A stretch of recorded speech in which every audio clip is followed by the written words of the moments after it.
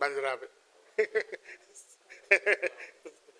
sey lawɓe ala maa ngi leen di nuyu yéen ñëpp ci seen tur ak seen sant di leen sant ci teewaay bi fii ci Goudiri ngir waxtaan wu am solo wi ñu war a amal fii muy nekk rek ci wàllu jàmm ku ne xam nga ni jàmm ak dëkkin bu rafet loolu lu am solo la ci àdduna bi ñu nekk tey mu nekk loo xam ni nag dañ koy def ci benn projet bu ñu tuddee seen résilience maanaam ñu ànd ko ak fondation Konrad Adenauer ak aussi Union européenne mi nga xam ni moom moo fexe ba moyens yi ñu koy mën a defee ñu am ko donc dans ce sens là ñu njëkke woon na tey fii ci Goudiri ngir waxtaan ak yéen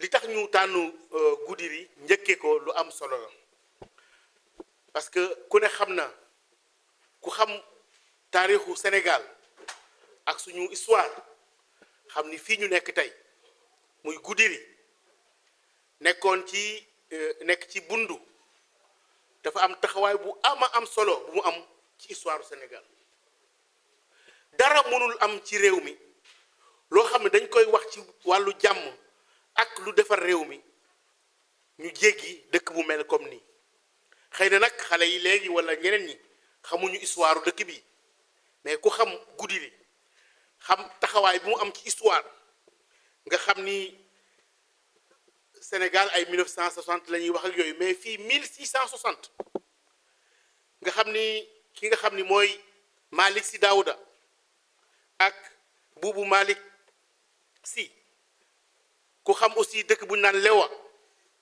xam aussi rôle bi nga xam ni almaami yu am solo Daouda Malick Sy Boubacar Sada am nañ ko mu nekk taxawaay boo xam ne dafa nekk taxawaay bu am solo ci wàllu diine tey ku ñuy tudd ci diine rek ci réew mi am nga cosaan fii wala am na loo xam ni moom nga amel dëkk bi. comme no wirini o wi caggal salminandu e haalde sababu ko mbinomi ko yimɓe jooɗi ɗo e finance dëkk yu am solo yoo xam ni ci histoire u Sénégal dafa am solo nga xam ni boo xoolee li jëm ci bëj gànnaaru fii fu ñu doon wax Boulé Baane Senu Debo waaw Kousaan dama xool histoire dëkk bi mu am solo lool ma ni fii xëy na maa ngi fiy door a ñëw mais li ma ci jàng ci histoire ak importance bi mu am jar na ñu fi ñëw lu bëri di am ay waxtaan yu mel nii parce que mën nañ fi jàngee lu bëri loo xam ni mun na jariñ yeneen dëkk yi mun na jariñ yeneen région yi nekk xam ni ñoo nekk Sénégal tey muy maanaam naka lañu mën a dundee ci jàmm ñëpp nekk ci jàmm ba li nga xam ni moo xew ci yeneen réew yi te am na réew moo xam ni sorewul fii dara yi fa xew ak li nga xam ni moo fa am nu ñu mën a fexee ba loolu bañ a agsi ci Sénégal donc hannde ndax ku ne xam na ni société boo dans n'importe quelle société quelle que soit la société on a besoin de paix pour le vivre ensemble sinon on ne pourra pas avoir la force nécessaire entre nous de prévenir les conflits et de prévenir les tensions qui dans certains pays et dans certains pays même voisins sont en train de faire d'énormes dégâts aujourd'hui su ñu waxee quand société maanaam askan wu nekk dafay nekk comme ni ñu ko waxee rek daf mel ni comme mur bi pour mu nekk am na brique yu bëri ñoo jàppaloo ku ne jàpp sa morom mur mën a taxaw kal bunyaan yashuddu ba'duhu ba'dan comme le dit le prophète de l'islam sallallahu alayhi wa sallam o wi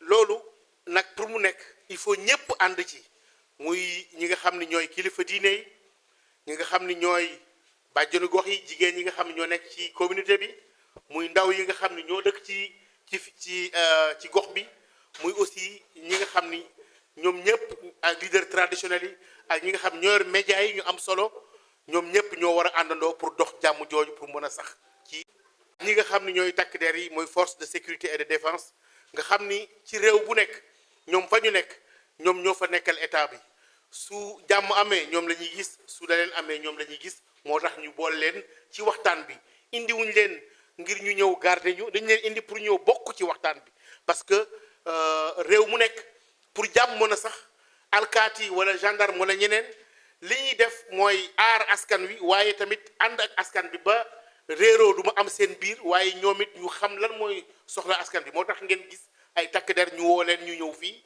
ñëwuñu pour garder ñu wala pour surveiller ñu waaye dañu ñëw pour bokk ci waxtaan wi ak ñun bu ngeen amee aussi lu ngeen xam ni war ngeen ko wax kilifa yi war ci jot mën ngeen ko wax takk der yi ñoom comme ñu ngi fii dañ leen woo ñu bokk ci waxtaan wi ànd ko ak ñun ba li fi nekk ci njariñ yépp ñoom ñu mën si jariñu waaye ñoom it ñu gën a xam soxlay askan bi gën a xam lan mooy nan ngeen comprendre li nga xam mooy sécurité dundandoo ci jàmm. kon nag ñëpp ci am seen wàll muy kilifa diine yi muy ndaw ñi muy aussi jigéen ñi nga xam ni lu am solo la ñuy jouer comme rôle ci société bi. kinu ñi nga xam ni ñooy takk der yi ak askan bi war a rafet mooy ñoom ñooy aar suñu wàllu kaaraange waaye ñoom it dañoo soxla population bi pour mën a aar nit ñi am na dëkk yoo xam ni am na yu fa xew bi population bi demee ba nga xam ne digganteem neexatul ak takk der yi ci la loolu xew ndax ñoom toujours dañu war a nekk ci jàmm ak ci li nga xam mooy vivre ensemble boo xam ne am nañ ci rôle bu am solo ci suñu société. mu nekk su ma àggalee sama kàddu dinañuy jox kàddu koo xam ni xëy na dafa bokk ci association yi jox kàddu koo xam ne dafa bokk ci bàjjenu gox yi jox aussi kàddu ku bokk ci famille enseignante ñoom tamit ñu ngi fi ak ñoo xam ni ñoo fi teewal way takk der yi nga xam ni ñoom it ñu sànni ci seen kàddu témoignage rek ci li nga xam ni mooy dundandoo ci jàmm nan la mën a nekke ak nan ko mën a aare surtout bu fekkee dañu nekk ci gox boo xam ni dafa nekk ci yoon jëm ci dëkk yoo xam ni tamit wala jóge ci dëkk yoo xam ni am na yu fa xew yoo xam ni ñu ngi fexe pour yàlla musal ci Sénégal. yaakaar naa ne jigéen ñi ñoo ci ci sama gis-gis am nañ ci solo lool te seen rôle moo nekk li nga xam ne war na gën a fes ci liggéey bi nga xam ne moom la ñu war a ànd. ku xamul loolu nag xam naa damay jeexal rek ci nettali leen benn histoire u séeréer la. dafa am benn dëkk bu am solo. Il y avait un village très important où on a décidé de choisir un imam.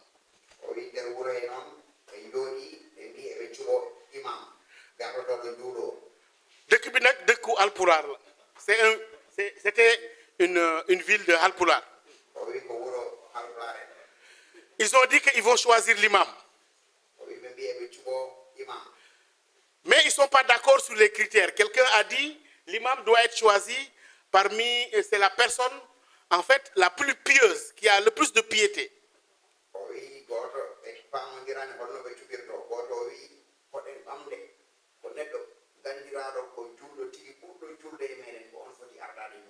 Mais ils ont dit que mais ça on ne peut pas savoir parce que ça c'est dans le cœur.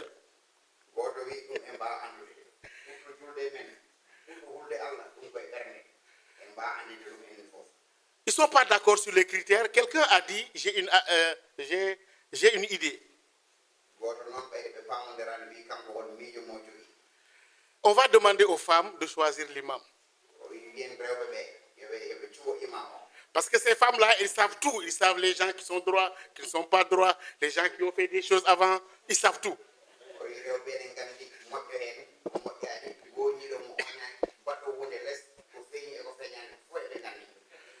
Ils ont dit que maintenant, on va mettre les femmes dans une salle sombre comme ça et on va mettre une tribune.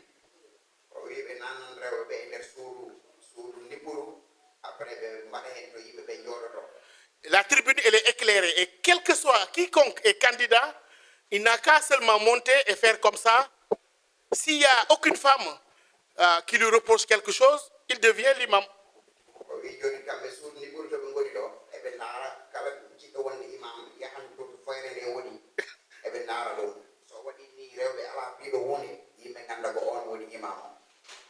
Ah, Thierno Alassane monte sur la tribune comme ça. Il fait comme ça. Et une femme qui était là-bas dans le coin, Il lui a dit Jippo.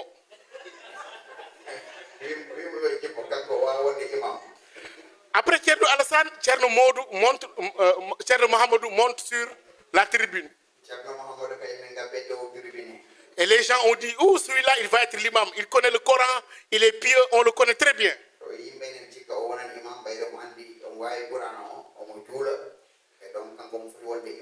Et une autre femme lui dit, hey, Tcherno, Jippo.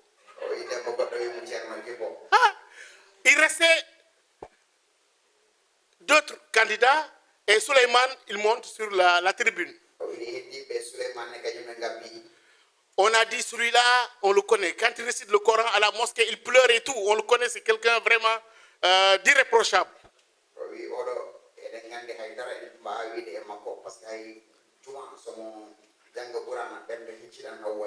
Et une femme lui a dit, Jippo.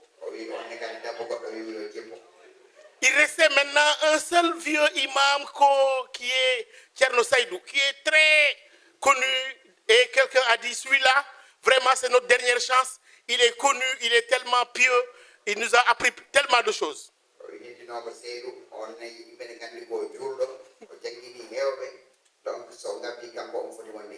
Il prend sa canne comme ça, il marche doucement, il monte sur la tribune. Et personne n'a rien dit. Et il y a une jeune fille qui a dit,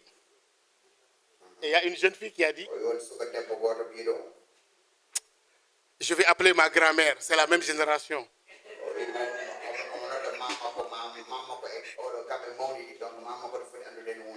Et la grand-mère Djainaba arrive. Il dit, Tcherno, Minko Djainaba, Jippo. Ah, voilà. Bon, c'est pour vous raconter ça un peu, et c'est une blague sérieuse, hein, pour taquiner les Halpulars. Voilà, pour dire l'importance des femmes et leur connaissance de la société, qui, à mon avis, même les religieux doivent les prendre au sérieux parce qu'ils ont un rôle cardinal à jouer dans la société. Monsieur le modérateur, je souhaiterais vraiment que les gens qui sont là aujourd'hui acceptent d'accorder 1 minute de silence à la mémoire de notre grande Badianou Goh, en l'occurrence Maman Fat Bintou Diallo. Vraiment, quand j'ai entendu ici qu'il y aura une intervention de Badianou Goh, automatiquement j'ai eu une pensée pieuse à cette dame, à cette brave dame, et j'aimerais vraiment que tout un chacun se lève et respecte 1 minute de silence en sa mémoire. Nous souhaitons d'abord la bienvenue à cette délégation qui nous est parvenue aujourd'hui. Dans cette délégation, je vais remercier en premier lieu l'association Timbuktu Institute, ou bien aussi Konrad Adenauer, qui sont des organisations qui nous sont plus à présenter à travers le Sénégal et à travers le monde.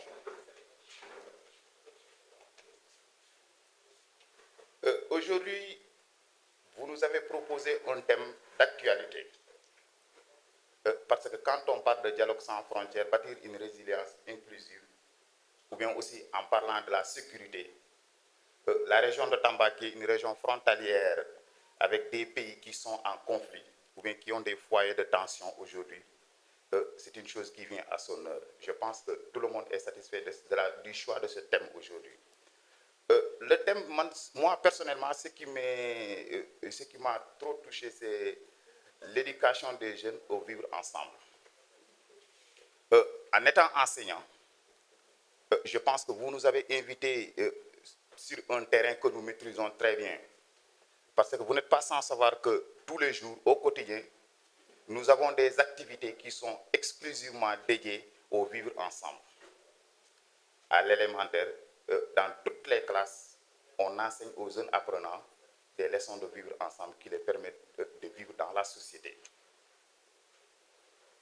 C'est quoi le vivre ensemble? C'est apprendre à entrer dans des pratiques de coopération avec autrui et à développer des sentiments de sympathie à son égard. Le vivre ensemble se repose sur 3 fondements, sur 3 valeurs. La première valeur, c'est le respect. Je pense que sans respect, il n'y a pas de sécurité. Sans respect, on peut même dire il n'y a pas de vie. Au-delà du respect aussi, il y a une autre valeur, c'est-à-dire la tolérance. Je pense que je n'ai pas trop appris le Coran, mais tout le monde sait que le Coran demande à ses fidèles d'être tolérants. Donc la tolérance est une valeur que même notre religion nous l'enseigne et nous l'impose. Donc sans tolérance, il n'y a rien. Au-delà de cette tolérance aussi, il y a la bienveillance. Je pense que toutes ces valeurs-là, toutes ces trois valeurs que je viens de nommer tout à l'heure, ce sont des valeurs qui sous-tendent la sécurité, mais qui sous-tendent aussi le vivre ensemble. Le Sénégal est un pays particulièrement qui a de la chance. Pourquoi? Parce que nous avons cette culture de vivre ensemble, en commençant par le cousinage, en commençant par la plaisanterie, en commençant par beaucoup de choses qui nous a menés à cette étape-là aujourd'hui. Donc, nous demandons à tout un chacun de continuer de cultiver ces valeurs-là pour que notre pays ne tombe pas comme nos pays frontaliers qui sont autour de nous se sont balancés dans ces choses-là. Parce que ce sont des choses que les gens minimisent, alors que c'est des choses vraiment très importantes qui peuvent nous conduire à la sécurité que nous demandons. Les forces de sécurité, vous avez parlé des forces de sécurité tout à l'heure. Ce sont des personnes, ce sont nos parents, ce sont nos amis à qui nous devons beaucoup de respect. Parce que sans ces forces de sécurité, le Sénégal peut-être ne serait pas là aujourd'hui. Je ne vais pas être long dans mon intervention. C'est juste pour vous dire que, pour résumer, que le thème que vous avez choisi aujourd'hui vient dans son heure. En tout cas, à Goudiri, nous l'accueillons à bras ouverts. Et nous vous disons vraiment, nous vous remercions au nom de toute la population, au nom de la jeunesse, mais au nom de la société civile, dont je suis le représentant aussi. Voilà, merci. maa ngi nuyu kenn ku ne sa tur ak sa sant di nuyu délégation bi fi ñëw tey pour atelier bi remercier aussi l'Union européenne ak Tombouctou institution le modérateur bonjour. Donc tey bu ñu fi ñëwee tey tu waxu résilience wala cohésion sociale je pense que ñun dinañ ci sawar. Je me présente d'abord, c'est Assa Sidibé Madame Ba, première adjointe au maire, mais Badiane Gox du département de Goudiri. Donc, nakar lañ fi am faaw ñu wax ci atelier bi ndax suñu maman bi décédé keroog, elle était la présidente départementale des Badiane Gox. Et c'était notre idole, suñu référence la woon, suñu xarit la woon, suñu lépp la woon. Ñun bu ñu doon def ay activité bu ñu ko gëstoo rek suñu xel day dal mais yàlla du mu def rek day fekk loolu ëggoon ci ñun suñu xool tooy na mais faaw ñu participer ci atelier bi Fandey da ngay noppi parce que bu ñu koy jooy fii bu ñu koy fekkee duñu pare ci jooyam ndax taxawaayam ci département bi taxawaayam ci développement Goudiri ñëpp xam nañ ko donc ñun dañ koy jéem a topp rek mënuñu koo def mënuñu koo remplacer mais nañu fexe rek ñu jéem as tuut. Donc man damay dugg ci sujet bi lu jëm ci importance de la médiation ñun daanaka ñun bàjjen gox yi loolu mooy suñu rôle donc bu ngeen fi waxu médiation dañ ciy sawar parce que fu ñu wax médiation rek on fait allusion au conflit donc boo déggee médiation rek dafa am benn conflit bu taxaw bàjjen gox yi par exemple ñu ñëw pour mën a régler conflit boobu trouver une solution à ce conflit. Donc, nous, Badiane Gohi, je peux dire que dans le département, ce n'est pas dans la commune, dans le département, l'on le dox. Donc, fait pour faire maintenir, conflit bang fi rek, diam de fa am, djubo de fa am, xulo mo fay am. Te diam fu amul rek, développement du am, kër gu du sukkaleku, njabot bi du sukkaleku. Donc, ñun ñu xamantene ñun lool moy suñu taxaway ci ay médiation. Donc, médiation bi nga xamantene ci xalé yi la ci jigéen yi surtout ndax jigéen yi ñoo ñëw kër gi ñoom ñoo yor njaboot bi ñoom ñoo yor même góor ñi ñun ñoo leen yor ndaxte bu duñ ñun yéen du ngeen dem fenn donc tey bu ñu taxawee surtout lu jëm ci médiation dans les ménages surtout ñun boobu la ñuy gën a dox ak les violences basées sur le genre chaque jour bu ñu xëyee dañuy am cas boo xamante ne dañ koy régler surtout dans les comment dirais-je, dans les ménages conjugaux. te alhamdulilah ñu ngi sant yàlla fépp fu conflit am rek diggante góor ak jigéen wala diggante papa ak doom wala yaay ak doom taxaw nañ ci ba régler conflit boobu ba jàmm ñëwaat ci biir kër googu. donc tey je pense que dañuy renforcer wu rek mais médiation bi ñu ngi ciy dox te médiation boo xamante ni dañuy dem ba benn instant borom kër gi si boppam dañuy dàq mais boo tàmmee médiation il faut nga ànd ak tey il faut nga ànd ak dal il faut nga ànd ak muñ dañuy dem ba benn instant dañuy dàq mais dañuy dem joxante rendez-vous ñëwaat bu ñu ñëwee balaa ñuy ñëw ñu woo les deux parties mën a waxtaan ak ñoom ba ñu indi seen xel ñu convoquer une autre rencontre pour jàmm mën fa am te alhamdulilah rabbil alamin dans le département de Goudiri fu ñu teg suñu tànk rek dinañ xam ne médiation mooy indi bajjan gox yi.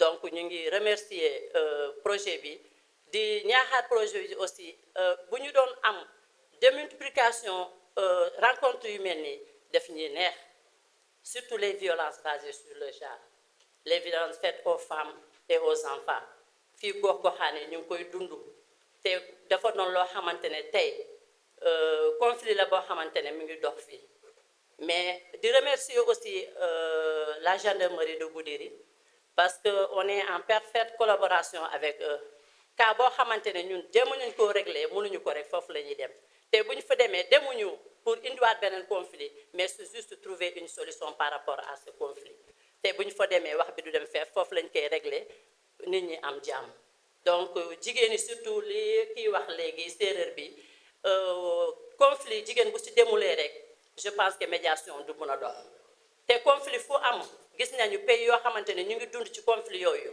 jàmm am fa xale yaa ngi dee mag yaa ngi dee xiif moo fay ñëw te xiif fu mu ñëwee rek je pense que dëkk boobu pour nga mën cee dund dina jafe donc foofu laa mën a yem vraiment di leen remercier bu baax di wax ne rek ñun ba léegi le combat continue avec les bajjan gox taxawaay bañ ci mën a am rek leen ci taxaw pour que foo mënta dem rek jàmm moo fa am te jàmm bu fa amee rek wërgu yaram ma fay am bu amee rek kër gi am na jàmm dëkk bi am na jàmm Sénégal am jàmm merci beaucoup. Adjoint commandant de brigade de Goudiri.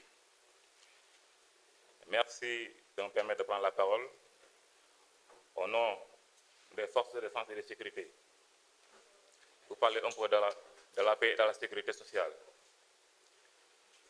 Les forces de défense et de sécurité englobent nous, les gendarmes, les policiers, les militaires, eaux et forêts, douaniers, etc. Nous avons pour rôle essentiel d'assurer la défense nationale et la sécurité publique contre toute forme d'agression. Cela englobe la protection du territoire national ainsi que les personnes et leurs biens. Pour être proche avec la population, des unités de gendarmerie ainsi que la police, les militaires sont implantés tout au long de la territoire national. Comme ici à Goudiri, nous avons la présence de la brigade de gendarmerie territoriale, la brigade des eaux et forêts, le camp militaire et dans une proche avenir, nous aurons la présence des sapeurs-pompiers.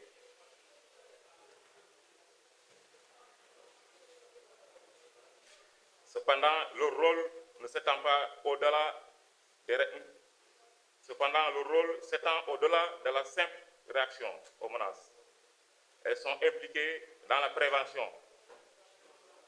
Toujours on est là, à chaque fois vous voyez la gendarmerie faire des patrouilles de sécurisation, souvent avec des militaires ou bien avec les autres forces comme la GARSI qui sont à Kidira, qui nous renforcent plus ou moins.